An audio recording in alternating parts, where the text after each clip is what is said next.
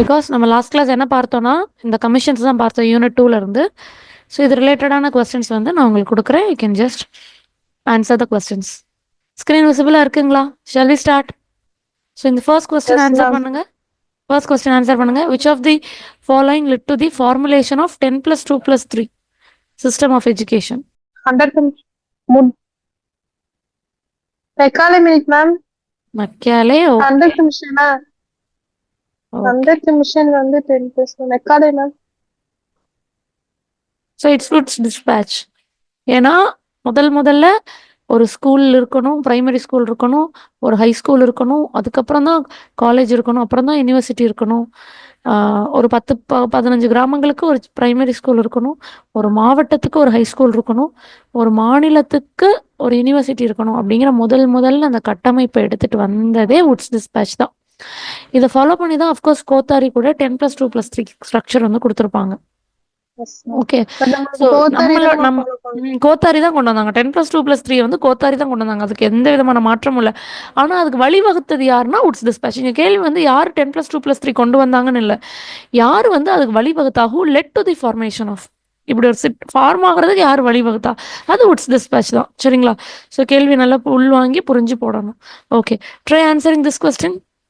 இதெல்லாம் after independence வரக்கூடிய questions, but still we can answer them. So, National Knowledge Commission recommended opening 500 universities to enable to attain gross enrollment ratio of at least 20% to 2015. அதாவது ஒரு particular காலகட்டத்தில் நிறைய engineering காலேஜஸும் யூனிவர்சிட்டிஸும் private யூனிவர்சிட்டிஸும் திறந்தாங்க. ஞாபகம் இருக்கா? மன்மோகன் சிங் அந்த பீரியடில். ஸோ இப்போது அவங்களோட டார்கெட் என்னவா இருந்ததுன்னா, நிறைய பேர் வந்து ஹையர் எஜுகேஷனுக்குள்ளே படிக்க கொண்டு வரணும் அப்படிங்கிறதுனால மோர் தென் 500 யூனிவர்சிட்டிஸ்னு சொல்கிறாங்க. பட் ஆக்சுவல் கவுண்ட் வந்து மோர் தென் 1500 யூனிவர்சிட்டிஸ் கிட்ட ஓப்பன் பண்ணினாங்க. Okay, the need to establish an independent regulatory authority of higher education was recommended by national knowledge commission. ஆமாம், இவங்க சொல்லியிருந்தாங்க தான். So here national knowledge commission என்ன சொல்லியிருந்தாங்கன்னா, கண்டிப்பாக ஹையர் எஜுகேஷனுக்கு ஒரு அத்தாரிட்டி, ரெகுலேட்டரி அத்தாரிட்டி தேவை அப்படிங்கிறத சொல்லியிருந்தாங்க. ஆனால் அதை வந்து செயல்படுத்தலை. இப்போ தேசிய கல்விக் கொள்கை வந்து யூஜிசி தேவையில்லை, எங்களுக்கு ஹெசி தேவை அப்படின்னு சொல்கிறாங்க இல்லையா, இந்த புதிய தேசிய கல்விக் கொள்கை. அதே மாதிரி அவங்களும் சொல்லியிருந்தாங்க ஹையர் எஜுகேஷனுக்கு வந்து ஒரு ரெகுலேட்டரி அத்தாரிட்டி தேவைன்னு. அது உண்மைதான். ஆனால் அவங்க 500 யூனிவர்சிட்டி அப்படிங்கிறது தப்பு. It was 1500 university. புரியுதுங்களா? இது வந்து ஒரு 1500 யூனிவர்சிட்டி. அடுத்தது, as a result of Woods dispatch, இது டுட் இல்லை உட்டு தான். வுட்ஸ் டிஸ்பேட்சோட ரிசல்ட்டா எந்தெந்த யூனிவர்சிட்டிஸ்லாம் எஸ்டாப்ளிஷ் பண்ணினாங்க? Calcutta, Bombay, Madras. Very good. Calcutta, Bombay, Madras. So இது 1857. ரெண்டுமே சேஞ்ச் பண்ணிக்கோங்க. Fine. Again, the question is repeated. Fourth question. Coming to the fifth question, what was the answer? Destiny of India is being shaped in her classroom. இது யார் சொன்னா? Education commission. என்ன ma'am? A option. But okay, education commission. Destiny of இந்த education commission is also called as Kothari commission. Kothari commission. Very good, super. ஏன்னா இது ரொம்ப முக்கியம். நிறைய பேருக்கு வந்து அந்த அதர் நேம் தெரியாது. எஜுகேஷன் கமிஷனோட அதர் நேம் கோத்தாரி கமிஷன் அப்படின்னு தெரியாது. பட் கோத்தாரி கமிஷனோட முக்கியமான ஸ்டேட்மெண்ட் இது. Destiny of India is being shaped in her classroom அப்படின்னு கோத்தாரி அவங்க சொல்லியிருக்காங்க. Okay, so Hansa Mehta committee made a recommendation that there is a need to make differentiation in curriculum on the basis of sex. அதாவது ஹன்சா மேத்தா கமிட்டியிலேருந்து ஒரு particular point சொல்லியிருக்காங்க, differentiation in curriculum on the basis of sex வேணும் அப்படின்னு. அந்த மாதிரி ஒரு recommendation கொடுத்துருக்காங்க. Bhaktavatsalam committee recommended that the government and the public should both, ரெண்டுமே வந்து சேர்ந்து தான் இந்த பொறுப்பை எடுத்துக்கணும். என்ன அப்படின்னா, எஜுகேஷனை நம்ம டிசைன் பண்ணும்போது அது வந்து கேர்ள்ஸோட ஃபியூச்சர்ஸ்க்கும் பயன்படுற மாதிரி அதுக்கு தகுந்த மாதிரியான அந்த கரிக்குலம் டிசைன் பண்ணணும். இதோடைய பொறுப்பை வந்து அரசாங்கமும் பொதுமக்களும் சேர்ந்து எடுத்துக்கணும் அப்படின்னு சொல்லி பக்தவச்சலம் கமிட்டி சொல்லியிருக்காங்க. ஸோ இது ரெண்டு டிஃப்ரெண்ட் டைப்பான statement, Hansa Mehta committee and Bhaktavatsalam committee. So இதில் யார் சரி யார் தப்பு அப்படின்னு பார்த்தீங்கன்னா, ஹன்சமேத்தா கமிட்டி வந்து அவங்க இம்பார்ட்டன்ஸ் உமனுக்கு இம்பார்ட்டன்ஸ் கொடுத்தாங்களே தவிர, பட் அவங்க டிஃப்ரென்ஷியேஷன் இந்த curriculum on the basis of sex வந்து கேட்கவே கிடையாது. யார்? Hansa Mehta committee. But Bhaktavatsalam committee வந்து கேட்டாங்க. கண்டிப்பான முறையில் எஜுகேஷன் ஆஃப் கேர்ள்ஸ், பெண்களோட கல்வியை முன்னிலைப்படுத்தி அதையும் யோசித்து தான் நீங்கள் வந்து உங்களோட கரிக்குலம் டிசைன் பண்ணணும் பிளான் பண்ணணும் அப்படிங்கிற பத்தாபட்சம் கமிட்டியில் சொன்னாங்க. அது மட்டும் இல்லாமல் இன்னொரு கமிட்டியில் வந்து இதே மாதிரி பெண் குழந்தைகள் ஆண் குழந்தைகள்னு பிரித்து பேசியிருப்பாங்களே. What is the other committee to know about?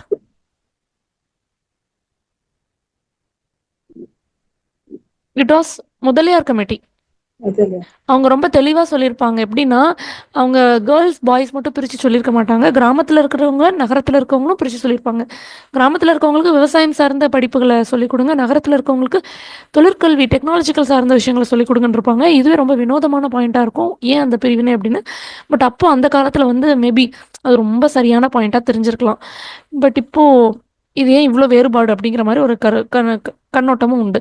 அதே மாதிரி அவங்க வந்து பெண் குழந்தைங்களா இருந்தால் நீங்கள் home science, art and craft அந்த மாதிரி சொல்லிக் கொடுங்க. ஆண் குழந்தைங்களா இருந்தால் கம்ப்யூட்டர், ஐடி இந்த மாதிரி சப்ஜெக்ட் சொல்லிக் கொடுங்க அப்படின்னு ஒரு தெளிவாக ஒரு ஸ்டேட்மெண்ட் கொடுத்துருப்பார். ஸோ ஏன் அந்த ஸ்டேட்மெண்ட் அவரோட ரிப்போர்ட்டில் அவர் கொடுத்தாருன்னு தெரியல. பட் ஸ்டில் அது வந்து ஒரு பெரிய ஒரு டிஃப்ரென்ஷியேஷனை ஏற்படுத்துது. மாறுபட்ட ஒரு பெரிய வேறுபாடை வந்து ஹைலைட் பண்ணுற மாதிரி தான் அவரோட பாயிண்ட் இருந்தது. ஸோ அதே மாதிரி தான் எங்கள் பக்தவச்சலம் கமிட்டி ஆல்சோ இவங்க என்ன சொல்கிறாங்கன்னா, வேறுபடுத்தி சொல்லலை, பட் ஸ்டில் பெண்களுடைய கல்வியை முன்னிலைப்படுத்தி அவங்க ஃப்யூச்சரை முன்னிலைப்படுத்தி அவங்களோட கல்வியை கட்டமைக்கும் பொழுது அந்த கரிக்குலம் எல்லாம் நீங்கள் ரொம்ப பிளான்டாக எடுத்துகிட்டு வரணும். அண்ட் இதற்கு 2 பேருமே பொறுப்பெடுத்துக்கணும். கவர்மெண்ட்டும் சரி, பொதுமக்களும் சரி இதுக்கு பொறுப்பெடுத்து ஒற்றுமையாக செயல்படணும் இந்த இடத்துல அப்படிங்கிற மாதிரி சொன்னாங்க. ஓகே, ஸோ இதெல்லாம் ரொம்ப முக்கியமான points. We have to remember, like ஒரு கமிட்டினாலே அந்த 4-5 பாயிண்ட் தான் முக்கியமாக இருக்கும். இது ஞாபகம் வச்சுக்கிட்டா நம்மளால் ஈஸியாக ஆன்சர் பண்ணிட முடியும். பிகாஸ் ப்ரீவியஸ் கிளாஸில் நம்ம பிஃபோர் இண்டிபெண்டன்ஸ் நிறைய விஷயங்கள் பார்த்தோம். அண்ட் இப்போ நம்ம பார்க்குற மோஸ்ட் ஆஃப் தி திங் வந்து இட் வாஸ் ஆஃப்டர் இண்டிபெண்டன்ஸ். சரிங்களா? Okay, read this question, give your answers in the chat box. Ma'am. Okay, good.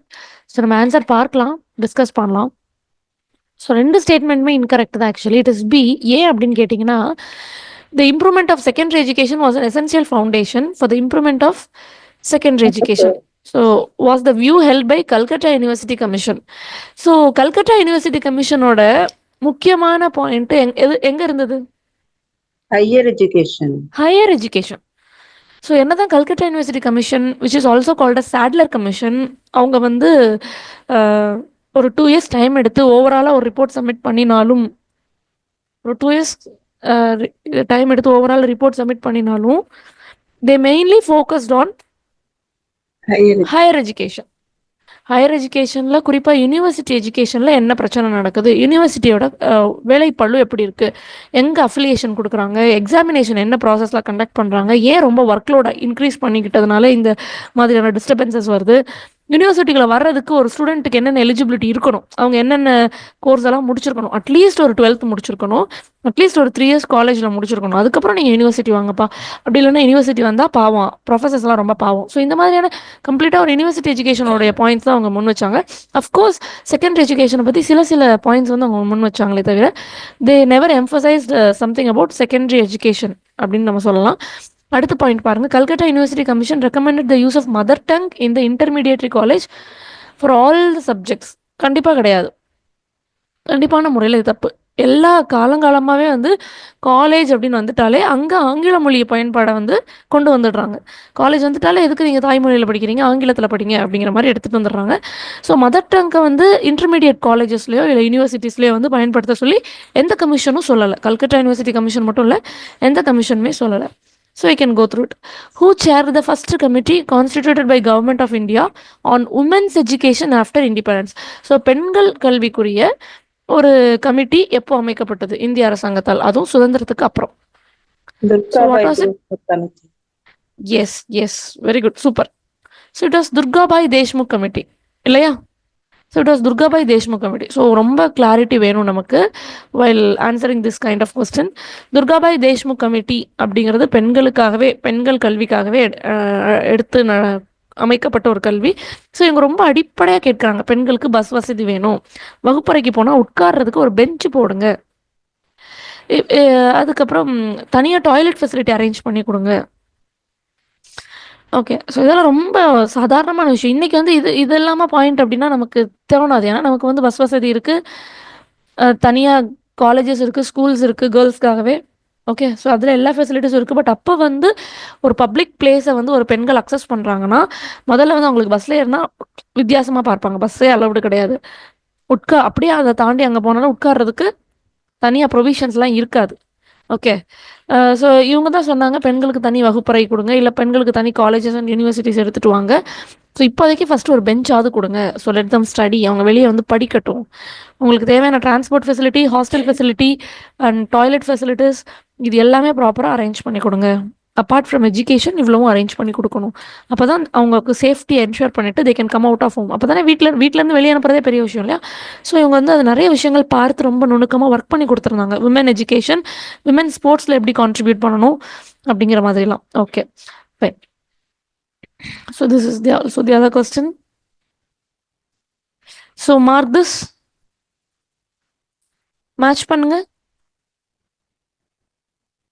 இது வந்து அந்த கமிஷனுடைய அதர் நேம் தெரிஞ்சிருந்தா ஈஸியாக வந்து நம்ம மார்க் பண்ணிட முடியும். Give your answers in the chat box.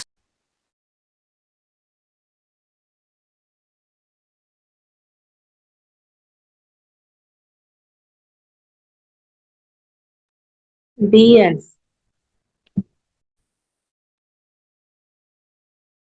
சொல்லுங்க ma'am. D. Okay, B. Let's check. B. B. Okay, yes, good. So university education commission அப்படிங்கிறது ராதாகிருஷ்ணன் கமிஷன். சுதந்திரம் வாங்கின உடனே முதல்ல சுதந்திர இந்தியாவில் போடப்பட்ட கமிஷன் வந்து ராதாகிருஷ்ணன் கமிஷன் 1948. சரிங்களா, மறந்துடக்கூடாத வருஷம் 1948. So this is university education commission. அதற்கப்புறம் உயர்கல்விக்காகவே, அதாவது உயர்கல்வி அப்படின்னா ஸ்கூல் எஜுகேஷனில் ஹை ஸ்கூல் எஜுகேஷனுக்காகவே 9th 10th 11th 12th படிக்கக்கூடிய மாணவர்களுக்காகவே போடப்பட்ட செகண்டரி எஜுகேஷன். அப்போ செகண்டரி எஜுகேஷன் கமிஷன் அப்படிங்கிற வார்த்தையை பார்த்துட்டாலே உங்களுக்கு டாக்டர் முதலியார் கமிஷன் அப்படிங்கிறது ஞாபகம் வரணும். ஓகே, ஸோ இவங்க 1952, முதலியார் கமிஷன் 1952. அடுத்து education commission. Education commission is also called as Kothari commission because அவங்க டாக்டர் கோத்தாரி அப்படிங்கிறவங்க தான் அதோட ஹெட்டு. ஸோ 1964 1966 வரைக்கும். அடுத்து நேஷ்னல் நாலேஜ் கமிஷன். இவங்க வந்து சாம் பிட்ரோடா. ஸோ ஈஸியாக மேட்ச் பண்ணிட முடியும். ரொம்ப எளிமையான கேள்வி, அதர் நேம் தெரிஞ்சாலே நம்மளால் மேட்ச் பண்ணிட முடியும். Okay, so Magna Carta of English education in India. So யாருடைய ரிப்போர்ட்டை நம்ம எப்படி சொல்கிறோம்? யார்? Wood's despatch. Very good. என்னதான் வந்து நமக்கு ஹையர் எஜுகேஷனில் முழுக்க நீங்கள் ஆங்கிலத்தில் தான் படிக்கணும் அப்படின்னு சட்டம் போட்டது வந்து மெக்கலேவா இருந்தாலும் மேக்னா கார்ட்டா ஆஃப் இங்கிலீஷ் எஜுகேஷன் அப்படின்னு சொல்கிறது உட்ஸ் டிஸ்பேட்சை தான் சொல்கிறோம். ஏன்னா மெக்கலே போட்ட சட்டம் வந்து சரியான முறையில் செயல்படலை அப்படின்னு சொல்லலாம். ஆனால் உட்ஸ் டிஸ்பேட்ச் இந்த மாதிரி ஸ்கூலில் ஆரம்ப கட்ட கல்வியில் வந்து தாய்மொழியில் படிச்சுக்கோங்க, காலேஜ் வர வர கொஞ்சம் கொஞ்சமாக இங்கிலீஷ் வந்து நீங்கள் படிச்சுக்கோங்கன்னு சொன்னதுனால தான் இன்றைக்கி நம்ம நுனி நாக்கில் இப்படி ஆங்கிலம் பேசுகிறோம். அப்போது இது ஆங்கிலத்திலே நம்ம எல்லாரும் படிக்கிறோம், ஆங்கிலத்திலே எல்லாரும் பேசுகிறோம், அதற்கு இவ்வளோ பெரிய ஆங்கிலத்தோட தாக்கம் இருக்குது அப்படின்னா அது குட்ஸ் டிஸ்பேட்சோட இந்த ஒரு கொள்கை தான் காரணம். அதனால Magna Carta of English education Wood's டிஸ்பேட்சை தான் நம்ம சொல்லுவோம். சரிங்களா? Okay. First education commission in independent India யாரு? இப்போ தான் பார்த்தோம். D, ma'am. Very good. University education commission are also called as Radhakrishnan commission. கரெக்டுங்களா? இண்டிபெண்டன்ஸ் இந்தியாவில் first 1948 university education commission or doctor Radhakrishnan commission. Fine, அடுத்து பார்க்கலாம். The following recommendations of which of the following committee the central advisory board of education was revived இன் 1935. அதாவது central education board of education அப்படின்னு central advisory board of education அப்படின்னு சொல்லிட்டு ஒரு அமைப்பு இருக்குது. இந்த அமைப்புக்குன்னு ஒரு வரலாறு இருக்குது. So what was that? சிஏபியோட வரலாறு எனி ஐடியா? மோஸ்ட் ரிப்பீட்டடாக நம்மளோட ஹையர் எஜுகேஷனில் கேட்கக்கூடிய கேள்வி. நீங்கள் ப்ரீவியஸ் இயர் பார்த்தீங்களா? ப்ரீவியஸ் இயர் கொஸ்டின்ஸ் 1917 ஸ்டார்ட் பண்ணாங்க. 1917 ஸ்டார்ட் பண்ணினாங்க. குட். ஓகே. 1935 வந்து re-establish.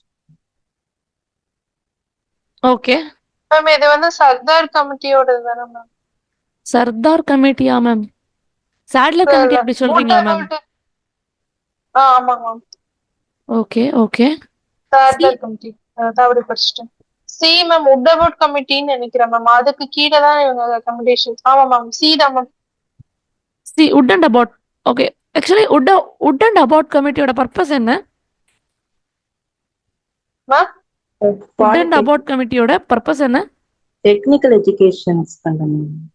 Okay, good. Technical education தான் அவங்களுடைய பர்பஸ். கரெக்ட். பிகாஸ் இந்தியாவில் வந்து நிறைய வேலைவாய்ப்பின்மை. 1835 படிக்க ஆரம்பித்தோம் மெக்காலேயோட கல்வியை, இன்னைக்கு வரைக்கும் அதான் படிச்சுட்டு இருக்கோம். அப்போ இந்தியாவில் நிறைய வேலை வாய்ப்பின்மை. அதற்கு காரணம் என்ன அப்படின்னு 1935 அதை போட்டுட்டாங்க. சரிங்களா? மெக்காலே கமிஷன் நடந்து அடுத்த ஒரு 100 வருஷம் ஆகிப்போச்சு. ஸோ அந்த 100 வருஷத்துக்கு அப்புறம் என்ன நடந்திருக்கு, என்ன மாற்றம் நடந்திருக்குங்கிறதுக்காக இவங்க கமிட்டி அபார்ட் அண்ட் வுட் 1935 1936 போட்டுட்டாங்க. ஓகே, பட் அதுக்கும் இந்த சிஏபிக்கும் சம்மந்தம் இல்லை. Wood and Abbott committee is about vocational education. இன்னைக்கு நம்ம பாலிடெக்னிக் காலேஜ், அப்புறம் ஐடிஐ காலேஜ், வொகேஷன் 9th 10thலலாம் வொகேஷனல் குரூப் படிக்கிறாங்க, 11th 12thலலாம் வொகேஷனல் குரூப் படிக்கிறாங்க அப்படின்னா அந்த ரெக்கமெண்டேஷனை கொண்டு வந்தது வுட் அண்ட் அபார்ட் கமிட்டி. சரிங்களா? Okay, so coming to CAB, சொல்லுங்க மேம். டி ஆன்சரா மேம்? டி ஆக்சுவலி மேம் இந்த கொஸ்டின்ல வந்துட்டு நீங்க புரிஞ்சுக்க வேண்டிய ஒரு விஷயம் இருக்கு.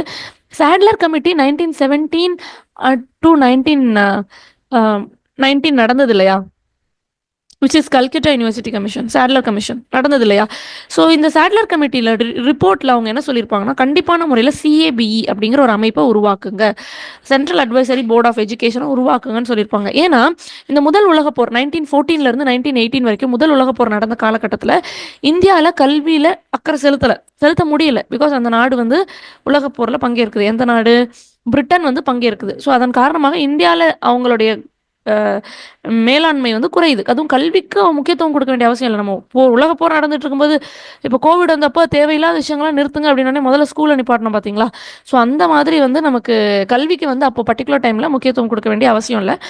ஸோ இன் தட் கேஸ் இவங்க என்ன சொல்கிறாங்க அப்படின்னா, 1920 சாட்லர் சொல்கிறாரு, இந்த மாதிரி ஏதாவது ஒரு சிக்கலான தருணங்கள் வரும்பொழுது நீங்கள் கல்வியை வந்து விட்டுறீங்க, கோட்டை விட்டுறீங்க. ஸோ அரசாங்கத்துக்கு வந்து இது ஒரு பெரிய சுமையாக இருக்குது. அப்போ அரசாங்கத்துக்கு அட்வைஸ் பண்ணுற மாதிரி, நிறைய யூனிவர்சிட்டிஸ்க்கு அட்வைஸ் கொடுக்குற மாதிரி ஒரு அமைப்பை உருவாக்குங்க. அதுதான் central advisory board of education அப்படிங்கிற ஒரு அமைப்பை உருவாக்குங்கன்னு சொல்கிறாங்க. சாட்லர் சொன்னது சரிதான். பிகாஸ் கல்கட்டா யூனிவர்சிட்டியில் அவ்வளோ பிரச்சனைகள் நடந்துட்டு இருக்கும்போது அரசாங்கத்தால் காது கொடுத்து கேட்க முடியல. இன்னொன்று, அந்த பர்டிகுலர் டைமில் ஃபர்ஸ்ட் வேர்ல்டு வார் நடந்துட்டு இருந்தது. ஸோ அரசாங்கத்துக்கு இதில் கவனம் இல்லை. ஒருவேளை இந்த அட்வைசரி போர்டு மாதிரி ஏதாவது ஒரு அமைப்பு இருந்ததுன்னா அந்த சிக்கல் வந்து ஆரம்பத்திலேயே வந்து சரி செய்யப்பட்டிருக்கும், இவ்வளோ பெருசாக வளர்ந்துருக்காது அப்படிங்கிறது சாட்லரோட ஒப்பீனியன். So in that case 1919 Sadler ரிப்போர்ட்டில் central advisory board of education வேணும் அப்படின்னு சொல்கிறாரு. ஸோ அதற்கு தகுந்தாற் போல் இவங்க 1920 இந்த சிஏபியை முதல்ல எஸ்டாப்ளிஷ் பண்ணுறாங்க. 1920 சிஏபி எஸ்டாப்ளிஷ் பண்ணினதுக்கப்புறம் நிதி நெருக்கடி காரணமாக 1923 வந்து இதை கைவிட்டுறாங்க, டிசால்வ் பண்ணிடுறாங்க. எதுக்குப்பா இது தேவையில்லாமல், ரொம்ப பெருசாக ஒன்றும் பயன்பாடு இல்லை அப்படிங்கிற மாதிரி இருக்குது. அதுக்கப்புறம் ஹர்டாக் கமிட்டி வருது. ஹர்டாக் கமிட்டி என்ன வருடம் சொல்லுங்க பார்க்கலாம்? 1929. Very good, super. 1929 Hartog committee. And இந்த ஹர்டாக் அப்படிங்கிறவர் வந்து ஏற்கனவே சாட்லர் கமிட்டியில் உறுப்பினராக இருந்தவர். சாட்லர் கமிட்டியில் சேர்பர்சன் வந்து சாட்லர் தான், மைக்கேல் சாட்லர் தான். ஆனால் ஹர்டாக் அப்படிங்கிறவர் அதே கமிட்டியில், சாட்லர் கமிட்டியில் உறுப்பினராக இருந்தவர், ஒரு மெம்பராக இருந்தவர். ஸோ இவருக்கும் அதோட முக்கியத்துவம் தெரியும் இல்லையா? ஸோ 1929 அதாவது சாட்லர் கமிஷன் ரிப்போர்ட் கொடுத்து 10 ஆண்டுகள் கழிச்சு அதை ரிவ்யூ பண்ணுறதுக்காக அமைக்கப்பட்ட இந்த ஹர்டாக் கமிட்டியில் அவர் சொல்கிறாரு, சிஏபிஏவை நீங்கள் ஏன் அபாலிஷ் பண்ணீங்க, ஏன் டிஸ்மேண்டில் பண்ணீங்க, திரும்ப சிஏபிஏ ரிவைவ் பண்ணி எடுத்துட்டு வாங்க, அதுக்கு ஃபண்டிங் கொடுங்க. அது இருந்தால் தான் சென்ட்ரல் கவர்மெண்ட்டுக்கும் ஸ்டேட் கவர்மெண்ட்டுக்கும் உள்ள தொடர்பு என்ன, கல்வியில் என்னென்ன தொடர்பு. ஏன்னா இன்னைக்கு வரைக்கும் சண்டை போட்டுட்டு இருக்காங்க சென்ட்ரல் கவர்மெண்ட்டும் ஸ்டேட் கவர்மெண்ட்டும். அப்போ கொஞ்சம் யோசிச்சு பாருங்க, சுதந்திரத்துக்கு முன்னாடி எவ்வளோ கருத்து வேறுபாடுகள் இருந்திருக்கும்னு. அப்போ அதை வந்து நம்ம வந்து சரியான முறையில் எடுத்துகிட்டு வரணும். அண்டு நம்மளோட எஜுகேஷனை வந்து நல்ல முறையில் ப்ராக்ரெசிவாக எடுத்துகிட்டு போகணும், முன்னேற்றத்தோடு எடுத்துகிட்டு போகணும். கரிக்குலம் வந்து டெவலப் பண்ணணும், டீச்சர் எஜுகேஷனை மேம்படுத்தணும், ஃபினான்ஸ் தடை இல்லாமல் எல்லா இடத்துக்கும் போய் சேரணும், தேவையான நேரத்தில் வந்து சரியான அறிவுரை கிடைக்கணும். அப்படின்னா இந்த சிஏபியை புதுப்பிங்க அப்படின்னு ஹர்டாக் சொல்றாரு. அப்போ இந்த கொஸ்டின் படி சிஏபியை முதல்ல எஸ்டாப்ளிஷ் பண்ணினது யாரு அப்படின்னு கேட்டாங்க அப்படின்னா சாட்லர் கமிட்டி. சாட்லர் கமிட்டியின் பரிந்துரைப்படி சிஏபியை 1920 எஸ்டாப்ளிஷ் பண்ணியிருக்காங்க. ஆனால் இந்த கேள்வியில் என்ன கேட்டிருக்காங்கன்னா, சிஏபியை யார் ரிவைவ் பண்ணினா அப்படின்னு கேட்டிருக்காங்க. அப்போ 1935 ஹர்டாக் கமிட்டி தான் இந்த சிஏபியை ரிவைவ் பண்ணியிருக்காங்க. Am I clear to you? Yes. Shall we move to the next question? So சின்ன நுணுக்கமான விஷயங்கள் தான். பட் நம்மளோட மேஜர் வந்து பேசிக்கலி எஜுகேஷனாக இருக்கிறதுனால நம்ம யூனிட் 2ல் இந்த ஹிஸ்டாரிக்கல் கான்செப்ட்ஸ், பொலிட்டிக்கல் கான்செப்ட்ஸ் எல்லாம் we have to learn. So நம்ம வந்து கமிஷன்ஸ் ரிலேட்டடாக பார்த்துட்ருக்கோம். சுதந்திரத்துக்கு முன்னாடி, அதாவது இந்தியா இண்டிபெண்ட் ஆகிறதுக்கு முன்னாடி என்னென்ன மாதிரியான கமிஷன்ஸ், இந்தியா இண்டிபெண்ட் ஆனதுக்கு அப்புறமா என்னென்ன மாதிரியான கமிஷன்ஸ், இதெல்லாம் டீட்டெயில்டாக பார்த்தோம். And with addition to that நம்ம நேஷனல் எஜுகேஷன் பாலிசி 2020 கொஞ்சம் பார்த்துட்டோம் அப்படின்னா நமக்கு ஒரு கம்ப்ளீட்டாக ஓவரால் ஸ்ட்ரக்சர் கிடச்சிரும் யூனிட் 2 பொறுத்த வரைக்கும் education. Okay, fine.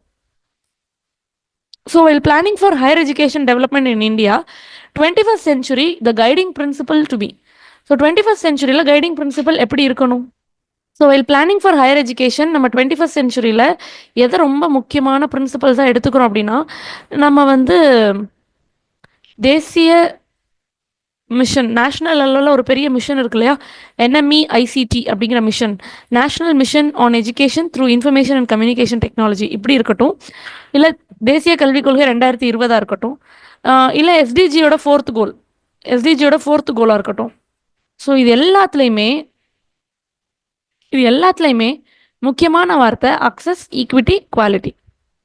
Access, equity, quality. அனைவருக்கும் கல்வியை கொண்டு போய் சேர்க்கணும். எல்லாருக்கும் தர்றோம் அப்படிங்கிறதுனால அதை தரம் குறைவாக நம்ம இஷ்டத்துக்கு அப்படி தரக்கூடாது. ரொம்ப தரமான கல்வி அனைவருக்கும் கிடைப்பது போல். அவங்க வந்து கிராமப்புறத்தில் இருக்கலாம், நகரப்புறத்தில் இருக்கலாம், பெண்களாக இருக்கலாம், ஆண்களாக இருக்கலாம், எக்கனாமிக்கலி கொஞ்சம் நல்ல சவுண்டாக இருக்கலாம், இல்லை எக்கனாமிக்கலி சிரமப்படுறவங்களா இருக்கலாம், சமுதாயத்தில் முன்னேறியவர்களாக இருக்கலாம், இல்லை சமுதாயத்தில் இன்னும் நான் பின்தங்கி இருக்கேன், எங்கள் குடும்பத்திலே நான் தான் ஃபஸ்ட்டு படிக்கிறேன், இப்படி சொல்கிற நபர்களாக கூட இருக்கலாம். ஸோ யாராக இருந்தாலும் இந்தியாவில் பிறந்துட்டாங்க அப்படின்னா அவங்களுக்கு கல்வியில் அக்சஸ், ஈக்விட்டி, குவாலிட்டி இது வந்து நம்ம கொடுக்குறோம். சரிங்களா? ஓகே. அண்ட் இது கூட இப்போ இந்த மாதிரி தான் ஆப்ஷன்ஸ் போய் தேடினீங்கன்னா உங்களுக்கு இருக்காது. ACE இப்படி போய் தேடினீங்கன்னா இருக்காது. So in addition to that நம்ம அக்கௌண்டபிலிட்டி எடுத்துக்கலாம். எம்பத்தி எடுத்துக்க முடியாது, பிகாஸ் அதில் இங்கே ரோல் கிடையாது, அது அப்ஜெக்டிவாக ஃபிக்ஸ் பண்ண முடியாது. ஸோ நம்ம D எடுத்துக்கலாம். So this will be our answer. Fine. Is that all clear for you? Shall I take it to the next question? Okay. So what was this? The National Education Policy 2020 recommends that the duration of B.Ed program will be. B.Ed program ஓட duration எப்படி இருக்கும்? 1 year இருக்கும், 2 year இருக்கும், அல்லது 4 year இருக்கும். புரியுதுங்களா? இப்போ நம்ம வந்து 4 year பேச்சுலர் முடிச்சிருக்கோம் அப்படின்னாலோ, அல்லது 3 year bachelor degree plus 2 year PG degree masters முடிச்சிருக்கோம் அப்படின்னா நம்ம 1 year B.Ed படித்தா போதும். 1 year B.Ed பண்ணால் போதும். இப்போ நம்ம வந்து 3 வருஷம் தான் பேச்சுலர் டிகிரி படிச்சிருக்கோம், அதுக்கப்புறம் PG பண்ணலை அப்படின்னா இந்த இடத்துல நம்ம 2 year B.Ed பண்ணணும். இன்னும் குறிப்பாக இதில் என்ன சொல்கிறோம் அப்படின்னா, நம்ம 4 year இன்டகிரேட்டட் B.Ed பண்ண முடியும். அது என்ன 4 year இன்டகிரேட்டட் B.Ed அப்படின்னு கேட்டிங்கன்னா, BA B.Ed, BSc B.Ed, BCom B.Ed. So இந்த மாதிரியெல்லாம் நம்ம பண்ணுறது 4 year டிகிரி. ஸோ இதுதான் தேசிய கல்விக் கொள்கை இன்டகிரேட்டட் B.Ed ப்ரோக்ராமாக கொண்டு வந்திருக்காங்க. ஸோ அதை தான் இவங்க கேட்குறாங்க, தேசிய கல்விக் கொள்கை 2020 B.Ed ப்ரோக்ராம்ஸை எப்படியெல்லாம் இன்ட்ரடியூஸ் பண்ணுறாங்க. 1 year B.Ed இன்ட்ரடியூஸ் பண்ணுறாங்க. இப்போ ஆல்ரெடி 2 year தான் எக்ஸிஸ்டில் இருக்குது. 2014 அப்புறமா 2014 இருந்து இப்போ கிட்டத்தட்ட 2024 2030 வரைக்குமே இவங்க எக்ஸிஸ்டன்ஸில் இருப்பாங்க. 2030க்கு அப்புறம் இவங்களோட எக்ஸிஸ்டன்ஸ் ரொம்ப குறைய ஆரம்பிச்சிடும். அண்ட் இந்த கோர்ஸோட வேல்யூவும் 2030க்கு அப்புறம் ரொம்பவே இன்க்ரீஸ் ஆக ஆரம்பிச்சிடும். ஸோ இந்த மாற்றங்கள்லாம் எதனாலனா தேசிய கல்விக் கொள்கை 2020 சொல்லியிருக்கிறதுனால. சரிங்களா? Is that clear? 2030க்கு மேலே 2 year B.Ed செல்லாது அப்படிங்கிற மாதிரி அவங்க சொன்னாலும் சொல்லுவாங்க. Because they want you to do any integrated programme, BA B.Ed, BSc B.Ed இந்த மாதிரி இன்டகிரேட்டடாக பண்ணணும்னு தான் அவங்க நினைக்கிறாங்க. ஓகே. ஒருவேளை வந்து அதே மாதிரி 3 years பேச்சுலர் கோர்ஸும் இனிமேல் அவ்வளோவா இருக்காது. 4 years பேச்சுலர் கோர்ஸ் தான் எல்லாருமே எடுக்கிற மாதிரி இருக்கும். அப்படி 4 years எடுக்கும்போது நம்ம படிக்கும் போதே ரிசர்ச்சோட சேர்த்து படிச்சிடும். ரிசர்ச்சை வந்து ஒரு மெயின் பேப்பராக எடுத்து சேர்த்து படிச்சிடும். Okay, fine. Yes. So this is the answer for this question. அடுத்ததா, what was it? In order to transform the regulatory system of higher education, national education policy proposes to set up HESI, Higher Education Commission of India. Which of the following are the verticals of HESI? HESI ஓட verticals என்ன? முதல்ல HESI-னா என்ன? Any idea to share? Grant Commission. Very good, super. Higher Education University Grants Commission. Yes. So UGC தான் வந்து என்ன பண்றாங்க? அப்படியே பேர் மாற்றி, போர்டை மாற்றி, போஸ்டரை மட்டும் மாற்றி வெப்சைட்டில், அப்படியா? Okay, fine. ஸோ யூஜிசியை வந்து HESI அப்படின்னு சொல்லிட்டு மாற்றி அமைக்கிறாங்க. இந்த வேலை யார் பண்ணுறா அப்படின்னா தேசிய கல்விக் கொள்கை 2020 பண்ணுறாங்க. நீங்கள் கேட்கலாம், UGC நல்லா தானே செயல்பட்டு இருக்கு அப்படின்னு. ஸோ இந்த தேசிய கல்விக் கொள்கை 2020 இருந்து 2040 வரைக்கும் கொஞ்சம் கொஞ்சமாக இந்த கல்விக் கொள்கையை இம்ப்ளிமெண்ட் பண்ணிகிட்டே வருவாங்க. இப்போ நம்ம பார்த்தோம் இல்லையா, பிஎட் ப்ரோக்ராம் வந்து 1 இயர் பிஎட் ப்ரோக்ராம் எம்எட் ப்ரோக்ராமை இன்ட்ரடியூஸ் பண்ணிட்டாங்க.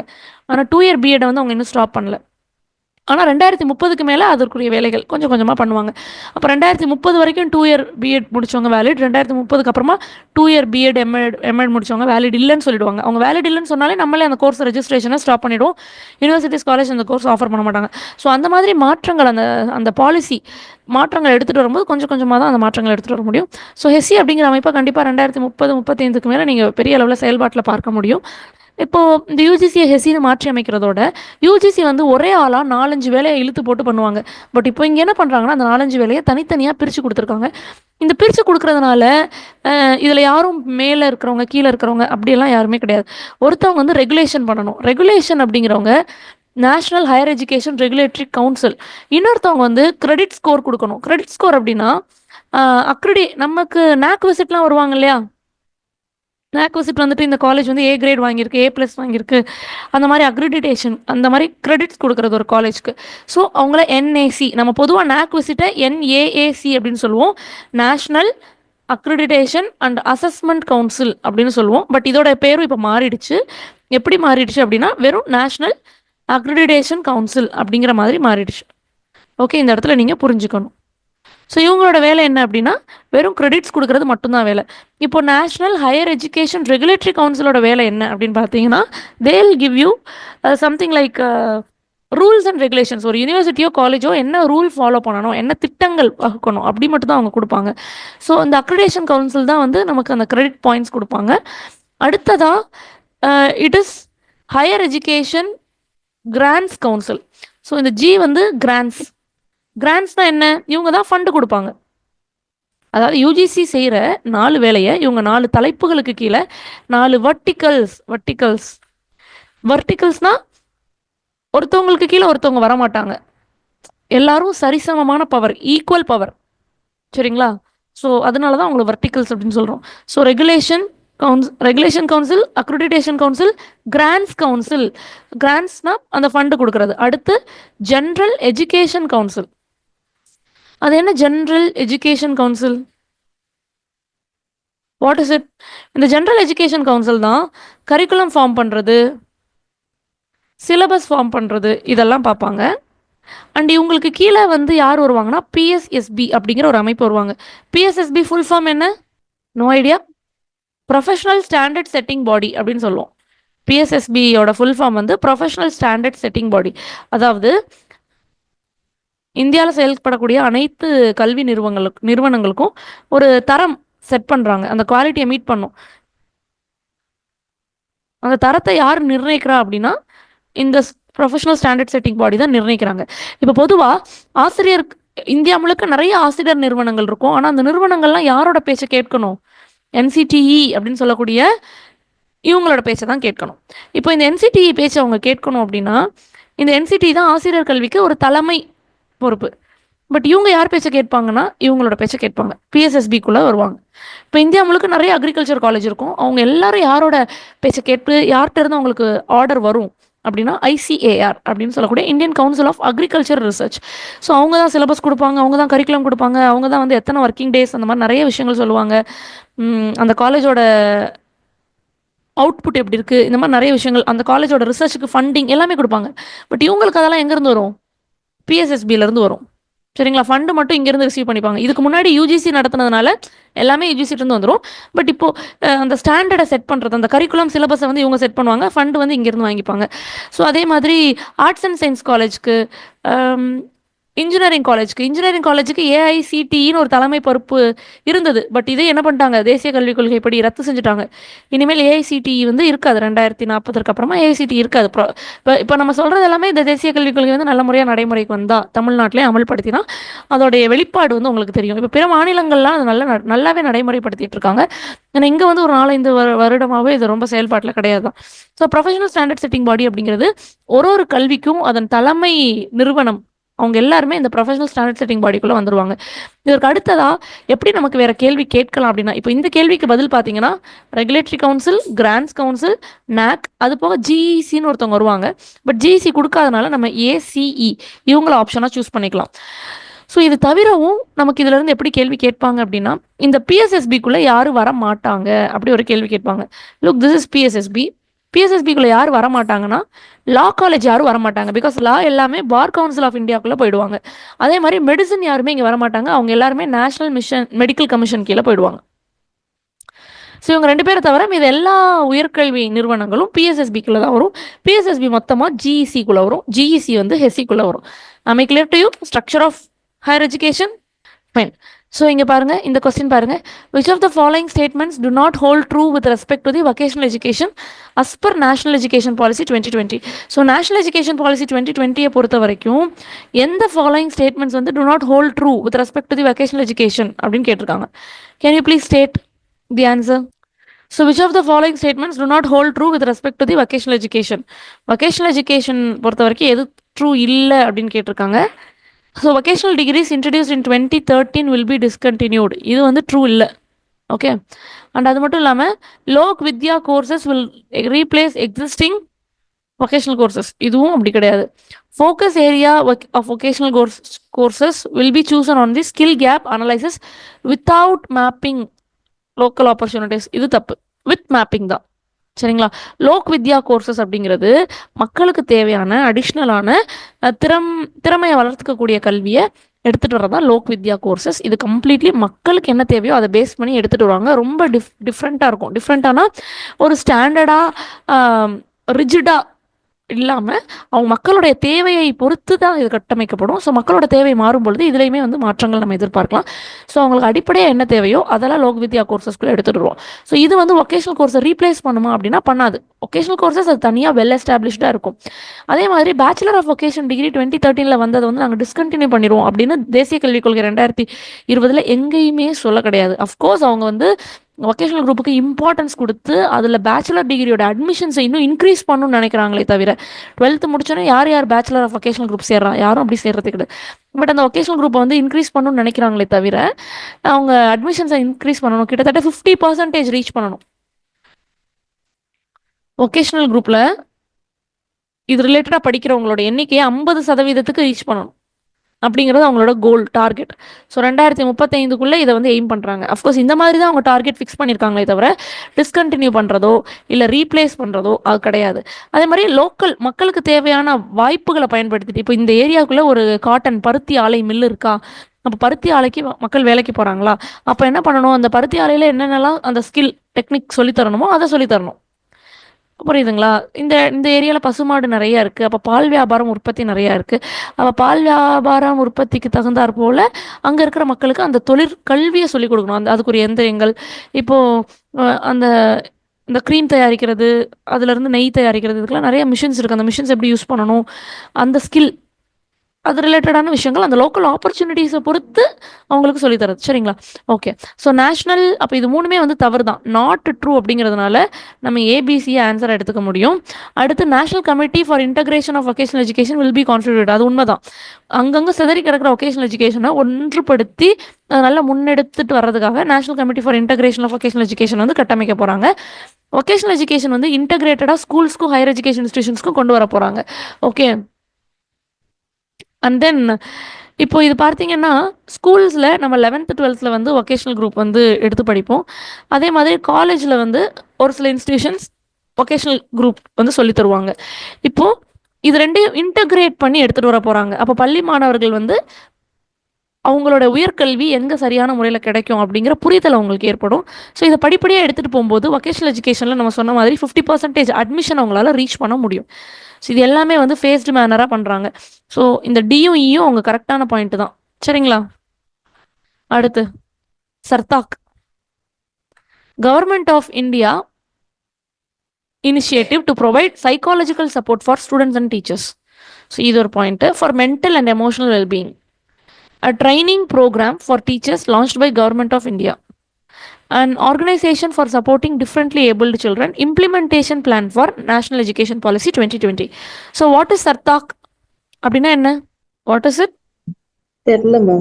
implementation plan for very good, super. தேசிய கல்விக் கொள்கையை செயல்படுத்துறதுக்காக என்னெல்லாம் பண்றோமோ அது எல்லாமே சர்தாக் தான். தேசிய கல்விக் கொள்கையை செயல்படுத்துறதுக்காக நம்ம என்னெல்லாம் பண்றோமோ அதுதான் கலெக்டிவா என்ன சொல்றோம்? நம்ம சர்தாக் அப்படின்னு சொல்றோம். ஸோ ரொம்ப ரிப்பீட்டடாக நமக்கு கேட்கக்கூடிய கேள்வி தான். ஸோ இதோட ஃபுல் ஃபார்ம் பார்க்கலாமா? சர்தாக்கோட full form any idea? Students and teachers holistic advancement through quality education. நான் எழுதி போடுறேன், நோட் பண்ணிக்கோங்க. Students and teachers holistic advancement through quality education. சரிங்களா? இது வந்து ஏப்ரல் 8ஆம் தேதி 2021 லான்ச் பண்ணுறாங்க. யார் லான்ச் பண்ணுறா? Union minister, union education minister. So union education minister அப்போ யார் இருந்தாங்க? இப்போ யார் இருக்கா யூனியன் எஜுகேஷன் மினிஸ்டர்? அப்போ வந்து ரமேஷ் பொக்ரியால் இருந்தாங்க. சரிங்களா? இப்போ தர்மேந்திர பிரதான் இருக்காங்க. Very good, super. ஸோ இதெல்லாம் தெரிஞ்சு வச்சுக்கணும். ஏன்னா அடுத்து காலேஜ் டிஆர்பி எழுதும்போது நமக்கு ரொம்ப முக்கியம் இந்த மாதிரியான பாயிண்ட்ஸ் எல்லாம் நம்ம உள்ள இன்க்ளூட் பண்ணியே ஆகணும். ஸோ அடிஷ்னல் பாயிண்ட்ஸ் நோட் பண்ணிக்கோங்க. இதுதான் காலேஜ் டிஆர்பிலையும் அதே மாதிரி நீங்கள் டிஸ்கிரிப்டிவ்க்கும் கொடுக்க முடியும். இந்த மாதிரியான அடிஷ்னல் பாயிண்ட்ஸ் கொடுக்க நமக்கு டிஸ்கிரிப்டிவ் கொஸ்டின்ஸில் நல்ல ஸ்கோர் கிடைக்கும். ஸோ தேசிய கல்விக் கொள்கை 2020 படி responsibility to develop adult educator frame work. இப்போ அடல்ட் எஜுகேஷன் அப்படின்னாலே 23 வயதிற்கு மேற்பட்டவங்கள தான் அடல்ட் அப்படின்னு சொல்கிறாங்க, அடல்ட் எஜுகேஷன் சொல்கிறாங்க. ஏன்னா நம்ம 18 வயது வரைக்கும் ஸ்கூல் எஜுகேஷன்லேயே வந்துடுவோம், 18 வயது வரைக்கும் 12th வரைக்கும் ஸ்கூல் எஜுகேஷன்லேயே வந்துடுவோம். அதுக்கப்புறம் பார்த்தீங்கன்னா ஒரு 3 வருஷம் பேச்சுலர் டிகிரி, அப்போ 21 வயது ஆகிடும். அதுக்கப்புறம் 2 வருஷம் போஸ்ட் கிராஜுவேட் டிகிரி, அப்போ 23 ஆகிடும். ஸோ கிட்டத்தட்ட இது வந்து ஒரு ரெகுலர் கோர்ஸ். இந்த 10+2+3+ அதுக்கப்புறம் ஒரு 2 இந்த பிஜி. ஸோ இது வந்து ஒரு ரெகுலர் கோர்ஸ் ஆகிடும். இதில் 21 வயது 23 வயது வந்து முடிஞ்சிடும் நமக்கு. அப்போ இந்த 23 வயதிற்கு மேலே நம்ம படிக்கிற விருப்பப்படுறோம் அப்படின்னா நம்ம வந்து அடல்ட்டுக்குள்ளே வருவோம். இப்போ நம்ம எல்லாருமே அடல்ட் எஜுகேட்டர்ஸ் தான். அப்போது இந்த அடல்ட் எஜுகேஷனுக்குரிய ஃப்ரேம் ஒர்க்கை யார் ஆர்கனைஸ் பண்ணணும் அப்படிங்கிறது ஒரு கேள்வி. யார் ஆர்கனைஸ் பண்ணணும்? இல்லை, ரொம்ப ரொம்ப ஈஸியான கேள்வி, எல்லாருக்குமே தெரிஞ்ச கேள்வி ஃப்ரேம் ஒர்க் பொறுத்த வரைக்கும். ஸோ இந்த மாதிரி நிறைய ஃப்ரேம் ஒர்க் இருக்குது, நான் சொல்கிறேன் பாருங்கள். இப்போ உதாரணத்துக்கு ஸ்கூல் எஜுகேஷன் இருக்குன்னு வச்சுக்கோங்களேன். இந்த ஸ்கூல் எஜுகேஷன்லேயே நம்ம வந்து இசிசின்னு வேறு ஒன்று இப்போ புதுசாக கொண்டு வந்திருக்கோம், ஏர்லி சைல்ட்ஹுட் கேர் எஜுகேஷன். நல்லா கவனிக்கணும், early childhood care education. Okay. So இது வந்து கிட்டத்தட்ட இவங்களோட வயது வரம்பு பார்த்தீங்கன்னா 3லிருந்து 8 வயது வரைக்கும் இவங்களோட வயது வரம்பு. இப்போது இவங்களுக்குரிய அந்த பாடத்திட்டம் கரிக்குலம் யார் வடிவமைக்கிறாங்க அப்படின்னா national curriculum pedagogical framework for ECCE. Okay, எழுதுறேன். இது இந்த மாதிரி அப்ரிவேஷன்ஸ்லாம் நிறைய இடங்களில் கேட்கலாம். நீங்கள் வந்துட்டு இப்போ செட் எக்ஸாம் கிளியர் பண்ணதுக்கப்புறம் அடுத்து எழுத போகிற காலேஜ் டிஆர்பிக்கு இது ரொம்ப முக்கியம், நல்லா கவனிங்க. ஸோ நேஷ்னல் கரிக்குலம், இதெல்லாம் ஒரு 4-5 புல்லட் பாயிண்ட்டாக எழுதினா அவ்வளோதான், சூப்பராக மார்க் கிடச்சிரும். National curriculum pedagogical, it is E. Okay, so pedagogical framework for early childhood care education. So இவங்களுக்குரிய அந்த கரிக்குலத்தை இவங்க தான் வடிவமைக்கிறாங்க. இப்போ ஸ்கூல் எஜுகேஷன் அப்படின்னு எடுத்துக்கும் பொழுதும் கண்டிப்பாக இவங்க வந்து அந்த மீதம் இருக்கக்கூடிய middle school, elementary school, high school, இவங்க எல்லாருமே இதுக்குள்ளே வந்துடுவாங்க. 12th வரைக்குமே, அப் டு 12th. இவங்களுக்குரிய கரிக்குலம் யார் ஃப்ரேம் பண்ணுறா அப்படின்னு பார்த்தீங்கன்னா national curriculum framework for school education. அவ்வளோதான், national curriculum framework for school education. Okay, இதே மாதிரி கல்லூரிகளில் ஹையர் எஜுகேஷன், காலேஜ், யூனிவர்சிட்டி அப்படி போகிறோம் இல்லையா, யூஜி பிஜி படிக்க போகிறோம் இல்லையா, ஸோ இவங்களுக்குரிய அந்த கரிக்குலத்தை யார் ஃப்ரேம் பண்ணுறா அப்படின்னா national curriculum framework for higher education. அவ்வளோதான், அதே தான். அந்த ஹையர் எஜுகேஷனா ஹச், ஸ்கூல் எஜுகேஷனா எஸ், இசிசினா அந்த இசிசியை போட்டுருவோம். இசிசியோட சேர்ந்து பெடகாகிகள் அப்படிங்கிற வார்த்தையும் போடணும். நான் சொல்கிறது புரியுதுங்களா? ஏன்னா இந்த மாதிரி ரிப்பீட்டடாக கொஸ்டின்ஸ் கேட்கலாம். அந்த கொஸ்டின்லேயே கீ வார்த்தை இருக்கும். இசிசியா, ஓகே, அப்போ பெடகாகிகள் இசிசி. ஸ்கூல் எஜுகேஷனா அப்போ எஸ்சி. ஹையர் எஜுகேஷனா அப்போ ஹச்இ. அவ்வளோதான், முடிஞ்சு. ஆனால் இது எல்லாத்துக்கும் ஒருத்தவங்க தலைமை இருப்பாங்க இல்லையா? யாருக்கு? இந்த NCPFECCE, NCFSE ஸ்கூல் எஜுகேஷனுக்கு, இதே கரிக்குலம் ஃப்ரேம் ஒர்க் ஹையர் எஜுகேஷனுக்கு, பற்றாக்குறைக்கு கரிக்குலம் ஃப்ரேம் ஒர்க் அடல்ட் எஜுகேஷனுக்கு. இவங்க எல்லாருக்குமே ஒருத்தவங்க ஆர்டர் கொடுக்கணும். அவங்க தான் இந்த என்சிஆர்டி. புரியுதா? அவங்க தான் இந்த NCERT. Am I clear to you? என்சிஆர்டிவே ஒரு வேலையை இப்போ என்சிஆர்டிட்டே எவ்வளோ வேலை தான் கொடுக்க முடியும்? தேசிய கல்விக் கொள்கை வந்து நிறைய வேலை கொடுத்துருக்கு. இப்போ என்சிஆர்டி எப்படி பார்ப்பாங்க? சரிப்பா, நம்ம ஒரு 5 குழுவாக பிரிவோம். நீங்கள் ஸ்கூலுக்கு பாருங்கள், நீங்கள் வந்து காலேஜுக்கு பாருங்கள், நீங்கள் வந்து மழலையர் கல்விக்கு பாருங்கள், நீங்கள் அடல்ட் எஜுகேஷன் அப்படி தானே பண்ணுவோம். ஸோ ரொம்ப யதார்த்தமானது. அவங்கவுங்க அவங்களுக்குன்னு ஒரு பேர் வச்சுக்கிட்டாங்க, அவ்வளோதான். National education policy for offering a 4-year integrated teacher preparation program. All the teacher education institutions will be required to convert multidisciplinary institutions by. அதாவது இது ஏற்கனவே சொல்லப்பட்ட ஒரு பாயிண்ட் தான். டீச்சர் எஜுகேஷன் இன்ஸ்டிடியூஷன் இருக்கு இல்லையா, கல்வியல் நிறுவனங்கள், அதாவது பிஎட் எம்எட் கோர்சஸ் வந்து கொடுக்கக்கூடிய கல்லூரிகள், அவங்க பிஎட் எம்எட் கோர்சஸ் மட்டும்தான் கொடுப்பாங்க. அங்கே அது மட்டுமே எக்ஸ்க்ளூசிவாக சேர்ந்து படிச்சுக்கலாம். அவங்கள டீச்சர் ட்ரைனிங் இன்ஸ்டிடியூஷன் அப்படின்னு சொல்லுவாங்க. ஸோ இந்த டீச்சர் எஜுகேஷன் இன்ஸ்டிடியூஷனை நம்ம ஒரு தனிப்பட்ட இன்ஸ்டிடியூஷனாக தான் நிறைய இடங்களில் பார்க்க முடியுது. அதை வந்து ஸ்டாண்ட் அலோன் அப்படின்னு சொல்லுவாங்க. ஸ்டாண்ட் அலோன் இன்ஸ்டிடியூஷன் சொல்லுவாங்க. சரிங்களா?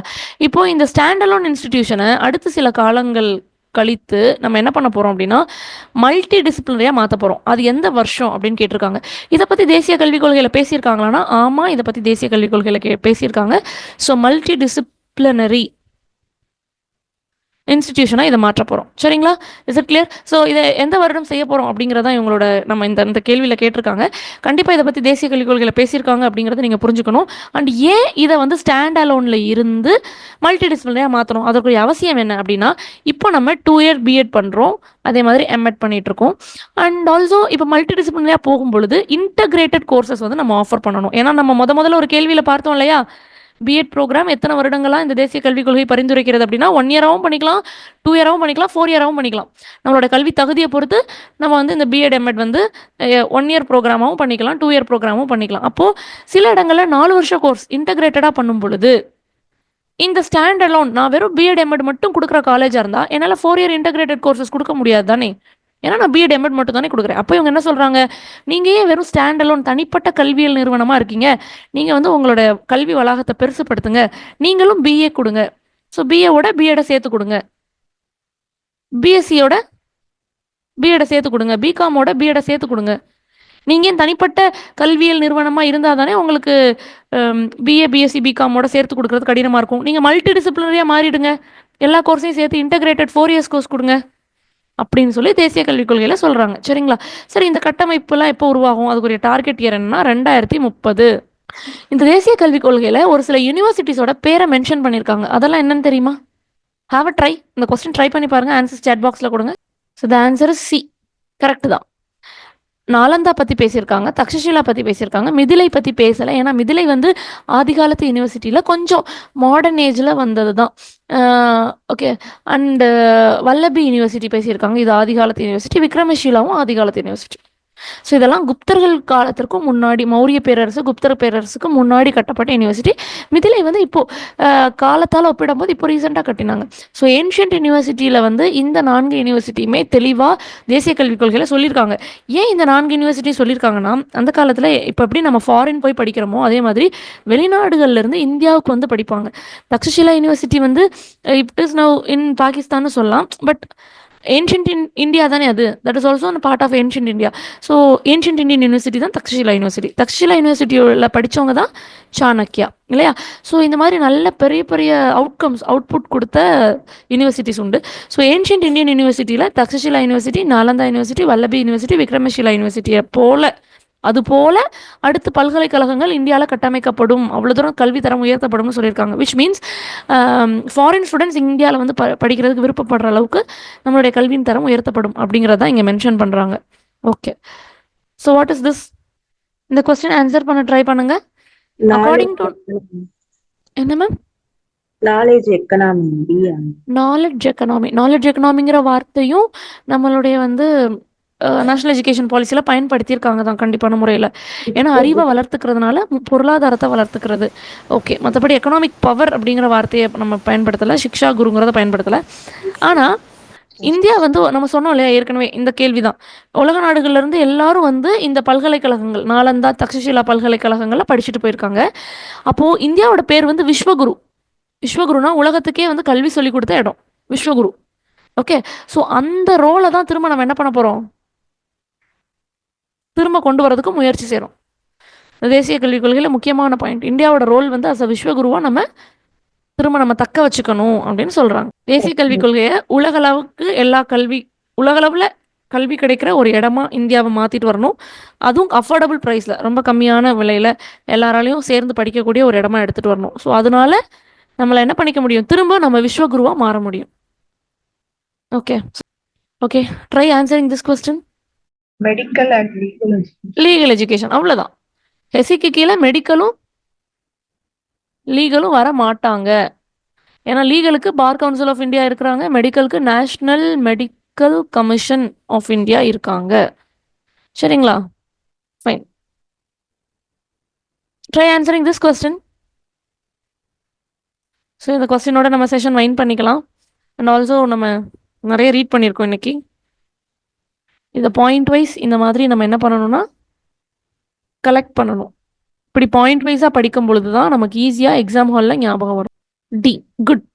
So according to national education policy, எல்லா funding agency for research will merge into a single entity. தப்பு. ஃபண்டிங் ஏஜென்சியெல்லாம் அவங்க மர்ஜ் பண்ணவே கிடையாது.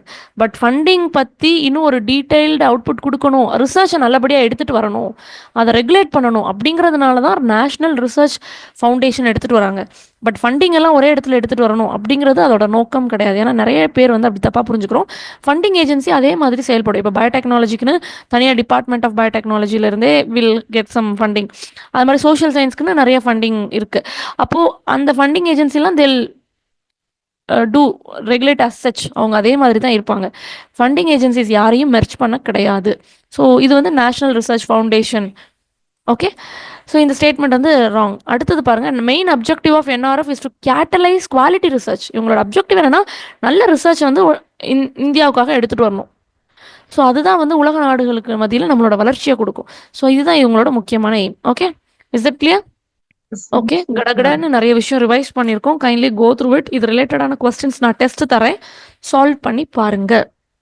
ஸோ யூனிட் 2 முடிச்சிருக்கோம். And also you have completed research இல்லையா? Yes ma'am. எஸ். ஸோ இதற்கு அடுத்ததான் நம்ம வந்து சில தியரிஸ் பார்க்கலாம், எஜுகேஷனல் தியரிஸ் இது ரிலேட்டடான யூனிட் பார்க்கலாம் நாளை மறுநாள். சரிங்களா? Yes, thank you all.